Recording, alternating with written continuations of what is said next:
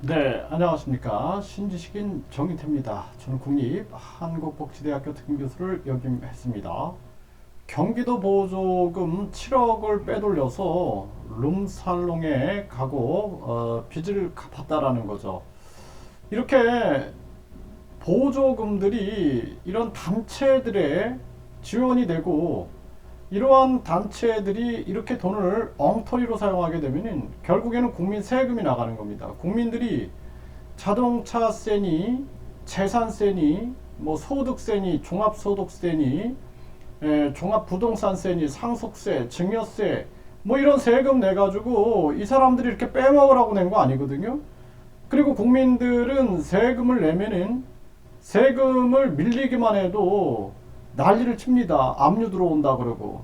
이게 말이 됩니까? 이 나라가 썩어서 완전히 이거는 이 수술로도 안 되는 그런 정황까지 갔다. 저는 그렇게 분석하고 있습니다.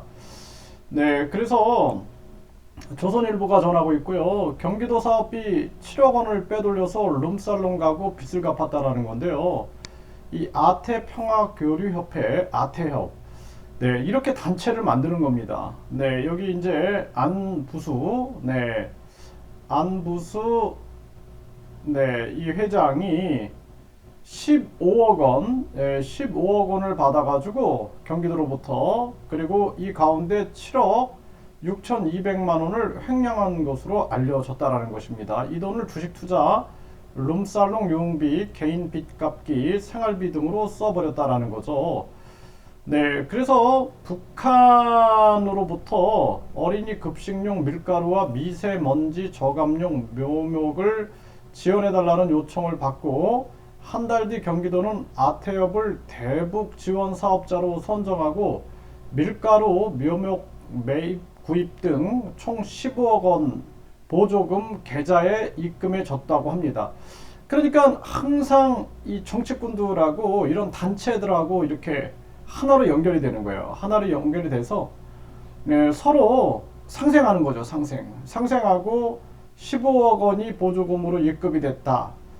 그리고 이제 이 돈에서 횡령이 일어났다. 이 돈의 이제 행처를 사실상 우리 국민들은 알 수가 없습니다. 이게 다 국민들 세금이에요. 이게 얼마나 안타까운 일이, 정말 이런 안타까운 일이 발생된다라는 게 있을 수 없는 일이다. 저는 그렇게 생각을 하게 되고요. 그리고 이 중에서 이제 하나 한 6억 원 정도를 경기도 대북 사업 보조금 7억 6,200만 원과 쌍방울 등 기업에서 받은 기부금 4억 8,500만 원을 각각 횡령한 혐의로 29일 구속 기소됐다. 그러니까 이런 식으로 기업에서도 돈을 받고 정부 보조금으로 돈을 받고 이런 식으로 마치 뭐 자선이라든지 공적인 부분을 가장하여 이러한 일들이 진행이 되는 거죠. 참 안타까운 일이 아닐 수가 없어요. 그래서 중국 선양에 있는 북한 식당에서 14만 5,040달러를 쇼핑백에 담고 180만 위안을 캐리어에 넣어서 이를 아태협 간부를 통해 송명철 북한 조선 아태이 부실장에게 전하기도 했다라는 거죠. 그리고 수표 3억 원을 받아서 환치기 수법으로 환전하는 방식으로 북한 측에 건넬 돈을 마련했다. 네, 이게 참 안타까운 일이 아닐 수가 없습니다. 이 북한으로 흘러가는 돈들도 아주 철저하게 조사하지 않으면 안 된다. 저는 그렇게 생각을 하게 됩니다. 그러면서 이 김성애 북한 조선 아태위 실장을 만났는데 이 실장이 북한의 낙후한 협동농장 스마트팜을 개선하겠다고 했는데 아직 지원이 없다. 이러면서 쌍방울이 경기도를 대신해 비용 50억 원, 50억 원을 내달라고 먼저 요구했다고 합니다. 그러니까 이 북한에 이 얼마나 많은 돈들이 흘러 들어가고 있는지를 철저하게 분석하지 않으면 안 된다. 이렇게 생각을 하고요. 대북 사업 브로커들이 얼마나 많을까 이 나라에 이 심각한 문제가 아닐 수가 없고요.